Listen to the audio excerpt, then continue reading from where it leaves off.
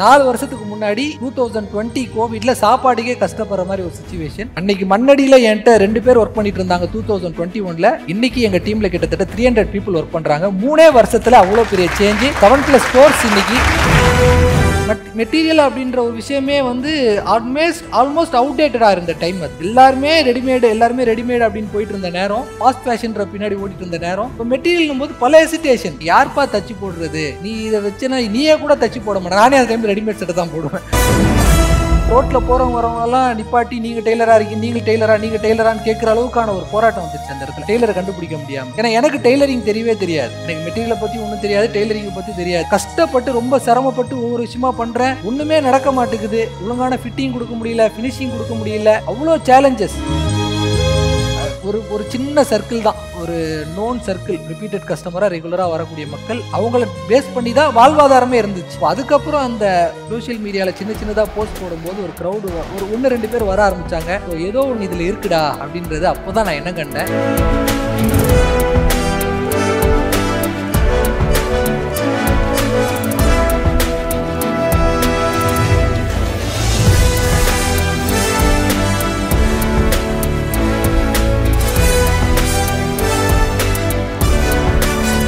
எல்லாரும் போடுற ட்ரெஸ் பெரும்பாலும் வந்துட்டு ரெடிமேடாக தான் இருக்கும் இல்லையா? அது நமக்கா கஸ்டமைஸ் பண்ணி போடணும்னு நம்மளுக்கு எப்போதுமே ஒரு ஆசை இருக்கும். ஆனால் இந்த ரெடிமேட் ட்ரெஸ் அப்படிங்கிற ஒரு எரா இருக்குது பார்த்தீங்களா? இந்த எரால ட்ரெஸ்ஸை தச்சு போட வச்சவர் தான் நம்மளுடைய அடுத்த ஸ்பீக்கர். இதுதான் அவருடைய மிகப்பெரிய சாதனைனே சொல்லலாம். பிளாட்ஃபார்மில் சர்ப்ளஸ் கார்மெண்ட்ஸ் வந்துட்டு வித்துட்டு இருந்தவர் இன்னைக்கு ஒரு பெரிய கார்பரேட் நிறுவனத்தையே உருவாக்கியிருக்காரு. யார் அவர் அப்படிங்கிறத ஏவியில் பார்த்துடலாம்.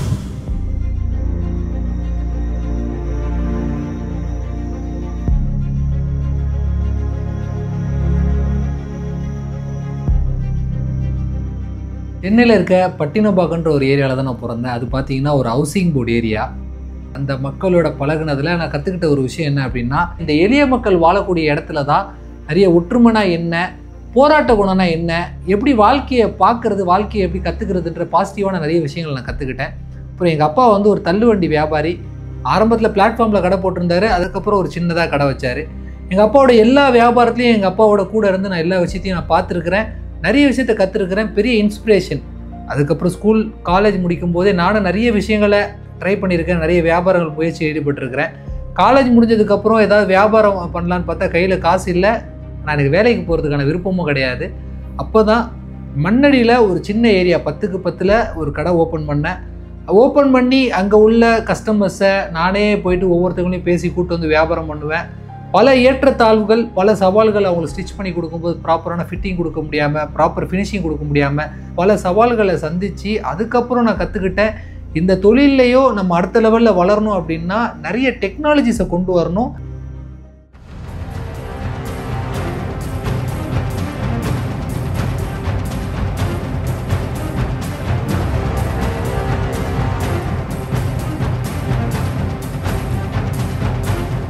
ப்ராப்பரான ஒரு டீமை உருவாக்குனேன்.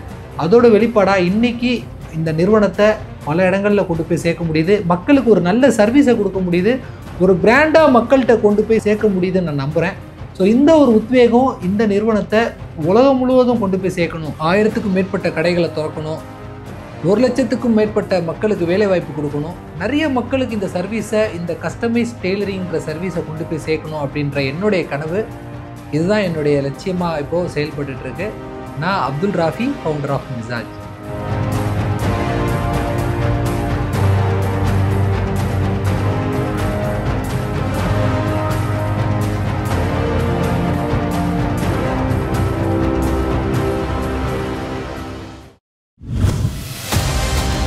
We proudly invite Mr. Abdul Rafi, founder and CEO, Mizaj International Private Limited, to Behind Woods Business Summit 2024. ஒரு பலத்த கைத்தட்டலுடன் we invite Mr. Abdul Rafi, founder and CEO, Mizaj International Private Limited, to Behind Woods Business Summit 2024.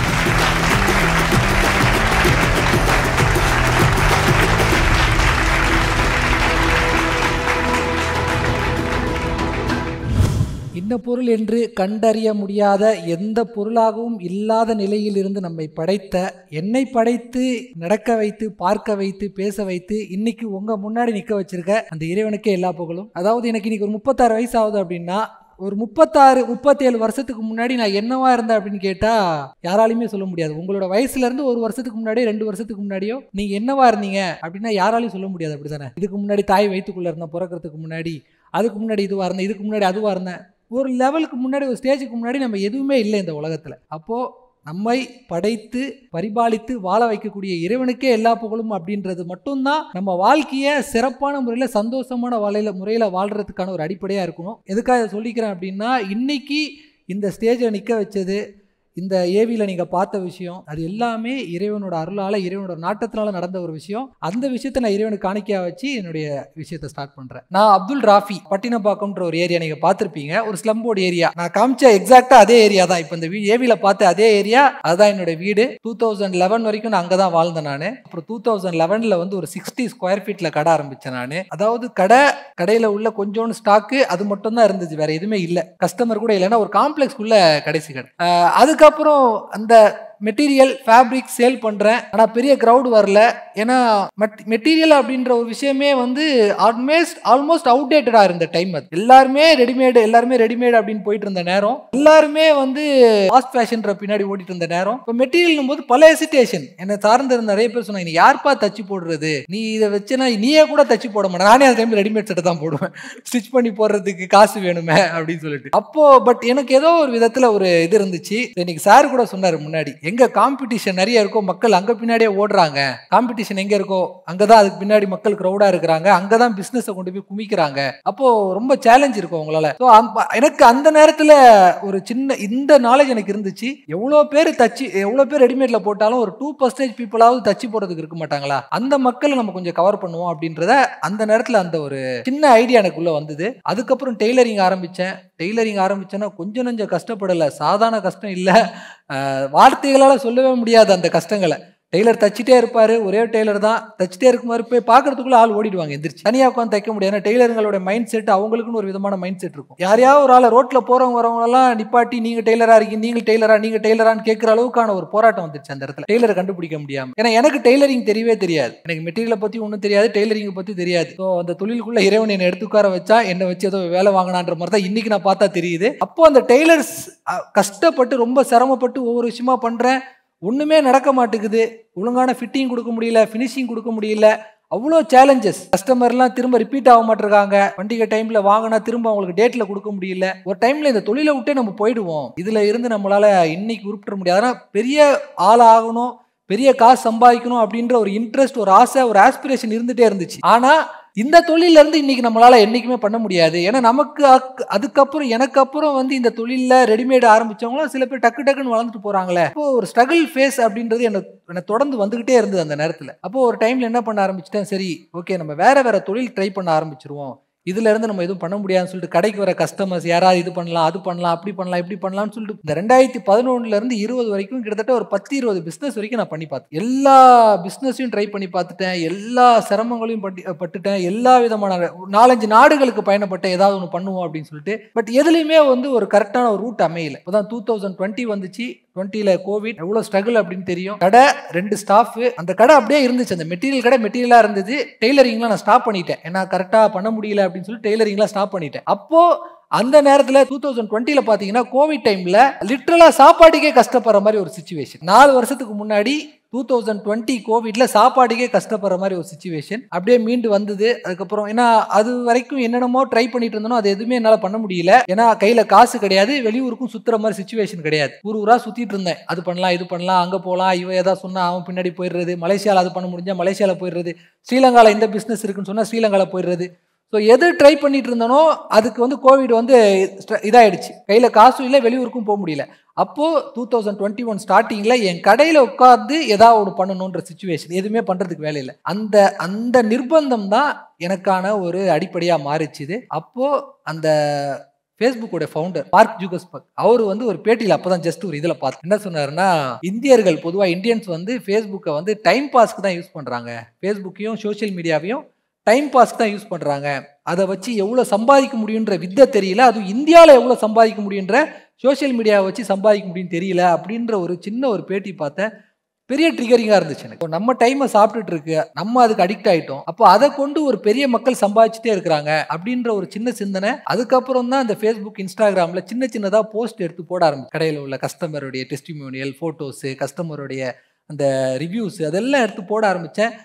அப்புறம் அந்த இன்ஸ்டாகிராமில் போஸ்ட்டை boost பண்ணுறது, இதெல்லாம் நடந்தது 2021 ஜனவரி, பிப்ரவரி அந்த டைமில். அதுக்கப்புறம் பார்த்தீங்க அப்படின்னா 1-2 நம்பிக்கை கீற்றுகள் தெரிய ஆரம்பிச்சுது. இது வரைக்கும் மண்ணடின்ற ஒரு ஏரியாவில், ஒரு ரெசிடென்ஷியல் ஏரியாவில் ஒரு சின்ன கடையாக இருந்துச்சு. ஒரு சின்ன சர்க்கிள் தான், ஒரு நோன் சர்க்கிள், ரிப்பீட்டட் கஸ்டமராக ரெகுலராக வரக்கூடிய மக்கள், அவங்கள பேஸ் பண்ணி தான் வாழ்வாதாரமே இருந்துச்சு. அப்போ அதுக்கப்புறம் அந்த சோஷியல் மீடியாவில் சின்ன சின்னதாக போஸ்ட் போடும்போது ஒரு க்ரௌடு, ஒரு 1-2 பேர் வர ஆரம்பித்தாங்க. ஸோ ஏதோ ஒன்று இதில் இருக்குடா அப்படின்றது அப்போ தான் நான் என்ன கண்டேன்.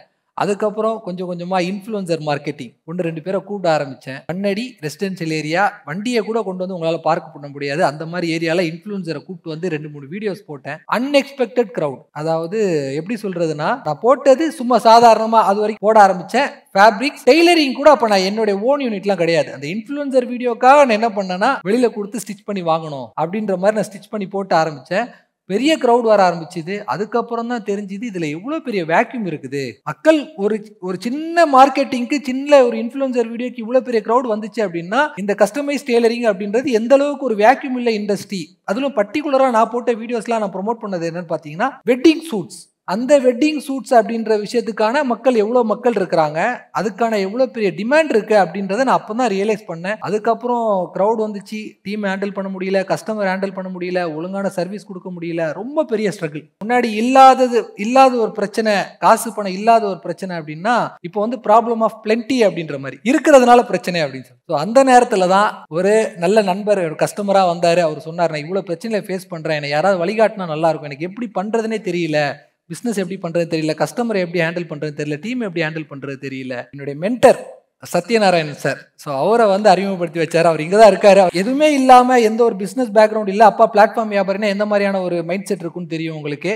எந்த ஒரு பிஸ்னஸ் பேக்ரவுண்ட் கிடையாது, நார்மலான ஸ்கூல் ஸ்டடீஸு, தமிழ் மீடியம் தான், ஒரு இங்கிலீஷ் தெரியாது, ஒன்றுமே தெரியாது. அவர்கிட்ட போய் காரணம், அவர் தமிழே தெரியாது, அவர் இங்கிலீஷை தவிர தெரியா. அவ்வளோ ஒரு சிரமமான சுச்சுவேஷன். அவர்கிட்ட நான் பேசும்போது முழிப்பேன். அவர் சொல்கிறத கஷ்டப்பட்டு புரிஞ்சிக்கிறது தெரியா, திரும்ப அவருக்கு பதில் சொல்ல தெரியாது. யாரையாவது ஒரு டிரான்ஸ்லேட்டர் யாரையாவது கூட கூட்டு போகிற மாதிரி இருக்கும் சுச்சுவேஷன். இப்போ அந்த மாதிரி இருந்து 2021 கொஞ்சம் கொஞ்சமாக என்ன டிரான்ஸ்ஃபார்ம் பண்ணார். பிஸ்னஸ்னால் என்ன, எப்படி பார்க்கணும், பீப்புளை எப்படி பார்க்கணும், கஸ்டமர்ஸ் எப்படி பார்க்கணும், ஸ்டாஃப் எப்படி பார்க்கணும். அது வரைக்கும் எனக்கு வந்து ஜஸ்ட்டு காசு பணம் சம்பாதிக்கிறது மட்டும் தான் பிஸ்னஸ் அப்படின்ற மைண்ட் செட்டில் இருந்தேன் நான். அதுக்கப்புறம் இவர்கிட்ட சேர்ந்ததுக்கு அப்புறம் தான் பிஸ்னஸ்ன்றது காசுக்காக உள்ளது கிடையாது, காசுக்காக உள்ளது. ஒரே காசு தான், ரெண்டுமே காசு டு காசு தான். என்னோட டிரான்ஸ்ஃபர்மேஷன் ஜேர்னி அப்போ தான் ஸ்டார்ட் ஆக ஆரம்பிச்சு. பிளாட்ஃபார்மில் கடை போட்டிருந்தேன் நான், டாப் ஃபார்முக்கு போகணும் அப்படின்ற ஒரு சிந்தனையை விதைச்ச இடம் அந்த இடம் தான். அப்போ ஒரு நல்ல ஒரு மென்டர் என் வாழ்க்கையை மாற்றக்கூடிய, என்னுடைய கண்ணோட்டங்களை மாற்றக்கூடிய ஒரு வேலையை பார்த்தாரு. ஸோ போகிற இடங்கள் எல்லாமே நல்ல நல்ல சக்ஸஸ் வர ஆரம்பிச்சுது. முக்கியமான காரணம் என்ன அப்படின்னா, இந்த இண்டஸ்ட்ரியில் இருந்த வேக்யூம். நான் உடனே என்ன அந்த மார்க்கெட்டிங் பண்ணிட்டேன், க்ரௌட் வந்துடுச்சு, அதுக்கேற்ற மாதிரி என்ன தகவல் வச்சுக்கிட்டேன், மாற்றிக்கிட்டேன். அந்த மாற்றம் எனக்கு கிடைச்ச இறைவனோட அருளால் வந்த விஷயத்தை நான் என்ன பண்ணிக்கிட்டேன்னா, அடாப்ட் பண்ணிக்கிட்டு உடனே ஃபேக்ட்ரி, நல்ல எக்ஸ்பர்ட்ஸை கொண்டு வந்தேன், நிறைய கன்சல்டண்ட்டை கொண்டு வந்தேன். அப்படியே ஃபேக்ட்ரி செட்டப், நல்ல நல்ல டெக்னாலஜிஸ் அடாப்ட் பண்ண ஆரம்பித்தேன். ஸோ இன்னைக்கு பார்த்தீங்க அப்படின்னா, எங்கள்கிட்ட கஸ்டமைசேஷன் டெய்லரிங்கில் டெஃபினட்டாக சொல்ல முடியும், வேர்ல்டில் யாருமே பண்ணாத நிறைய டெக்னாலஜிஸ் அடாப்ட் பண்ணியிருக்கோம், நிறைய சிஸ்டமேட்டிக் அப்ரோச்சை கொண்டு வந்திருக்கோம்.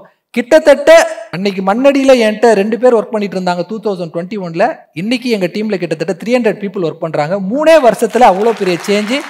7+ ஸ்டோர்ஸ் இன்னைக்கு நிறைய, அதாவது சென்னையில் 4 ஸ்டோர்ஸ், அப்புறம் கோயம்புத்தூர், மதுரை, கேலிக்கட்லாம் ஸ்டோர் ஓப்பன் பண்ணியிருக்கோம். ஸோ இன்னைக்கு என்னுடைய கனவு பார்த்தீங்கன்னா, இந்த நிறுவனத்தை ஒரு உலக லெவலில் கொண்டு போகணும், இன்டர்நேஷனல் பிராண்டாக மாற்றணும், கஸ்டமைசேஷன் டெய்லரிங்கை உலகத்தில் இருக்கக்கூடிய எல்லா நாடுகளுக்கும் கொண்டு போகணும் அப்படின்றது தான் என்னுடைய கனவு. உலகம் ஃபுல்லாக 1000க்கும் மேற்பட்ட கடைகள் திறக்கணும், எல்லா நாடுகள்லையும் திறக்கணும், இன்டர்நேஷனல் பிரசன்ஸ் மிசாஜ் கொடுக்கணும், ஒரு 1 லட்சத்துக்கு மேற்பட்ட மக்களுக்கு வேலை வாய்ப்பு கொடுக்கணும் அப்படின்ற ஒரு விஷயம். பர்டிகுலராக இந்த மென்ஸ் கஸ்டமைஸ் கார்மெண்ட்ஸ், அதுலேயும் ஸ்பெஷலிஸ்டா சார் சொன்ன மாதிரி ஸ்பெசிஃபிக் இஸ் டெரிஃபிக் அப்படின்னு சொல்லுவாங்க. நம்ம வந்து ரொம்ப அகலமா பார்க்கறத விட ஆழமா பார்க்கணும் அப்படின்ற ஒரு விஷயம் அடிப்படையில் ஆழமா, அதுவும் மென்ஸ் கஸ்டமைஸ் கார்மெண்ட்ஸ்ல வெட்டிங் சூட், எப்படி ராம்ராஜ் அப்படின்னா வேஷ்டிகள் அப்படின்ற ஒரு விஷயம் வருதோ, மில்கி மிஸ்னா பன்னீர்னு சொல்லிட்டு ஒரு ஐடென்டிட்டி வருதோ, மிசாஜ் அப்படின்னா வெட்டிங் சூட் கஸ்டமைசேஷன். பெரிய மார்க்கெட் இருக்கு, உலகம் ஃபுல்லா கொண்டு போய் சேர்க்க முடியும் அப்படின்ற அடிப்படையில் இந்த ஒரு கனவோட, இந்த லட்சியத்தோட நான் செயல்பட்டு இருக்கேன். உங்க எல்லாருடைய ஆதரவும் எனக்கு அது தேவைப்படுதுன்னு நான் நினைக்கிறேன்.